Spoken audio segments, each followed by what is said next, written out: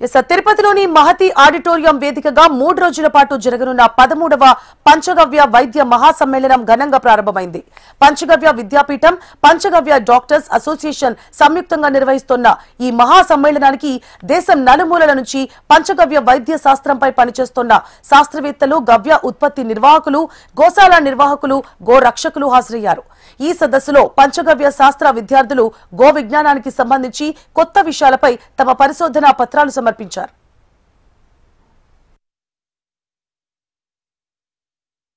తిరుచానూరు దగ్గర ఒక గోశాలలో బాగా ఇబ్బందికర పరిస్థితిలో దాదాపు ఆవులు, దూడలు ఉన్నాయని చెప్పి నాకు ఇన్ఫర్మేషన్ వస్తే అక్కడికి వెళ్తే అసలు దానా లేని కారణంగా పాపం అవి ఇంకా కొద్ది రోజులు అన్ని చనిపోయే పరిస్థితి ఉందని చెప్తే నేను నా మిత్రులు కలిసి దాదాపు 50 రోజులు మిత్రులారా 50 రోజులు ఉదయం వెళ్తే రాత్రి వరకు అక్కడే ఉన్నాను. ఉండి వెటర్నిటీ డాక్టర్స్ని పిలిపించి సెలైన్ ఎక్కిస్తే దాదాపు అక్కడి నుండి గోమాతలన్నీ బ్రతికిపోయాయి. నాకు అందుకనే గోవులు అంటే చాలా ఇష్టం. నేను ధర్మకర్తల మండలి సభ్యుడిగా గతంలో పనిచేసిన సందర్భంలో ఒకసారి చాగంటి గారిని కలవడానికి వెళ్ళాను. నేను వెళ్తే వారి దగ్గర ఒక గోశాలలో గో ప్రదక్షిణ, గో తులాభారం గురించి ఇక్కడ నుండి చాలా మందికి తెలిసే అవకాశం లేదు.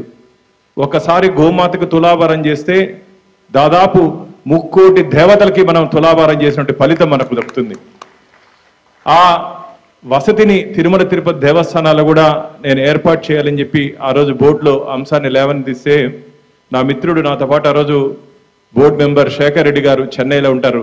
వారు అన్న నాకు ఈ అవకాశం ఇవ్వండి, నేను ఆ మందిరాన్ని కట్టిస్తానని చెప్పి ఇప్పుడు మీరు కానీ గమనించినట్టయితే అలిపిరి స్వామివారిని దర్శనం చేసుకునే ముందు కింద ఒక గో మందిరం ఉంది. అక్కడ గో పూజ, గో తులాభారం కూడా చేసుకోవచ్చు మనకు మిత్రులు.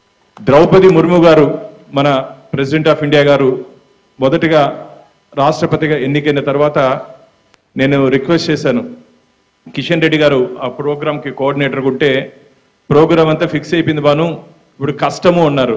లేదన్నా ప్రెసిడెంట్ ఆఫ్ ఇండియా గారు వచ్చి గో తులాభారం, గో పూజ చేస్తే చాలా బాగుంటుందని చెప్తే వారు ప్రెసిడెంట్ గారికి ఇంటిమేట్ చేస్తే ఇమ్మీడియట్ గా నేను గో పూజ చేసుకొని తిరుమలకి వెళ్తానని చెప్పి ద్రౌపది ముర్ము గారు చెప్పి ఆ రోజు గో తులాభారం, గో పూజ చేశారు. ఇవన్నీ ఎందుకు చెప్తున్నారంటే గోవుకి మనిషికి చాలా అవినాభావ సంబంధం ఉంది.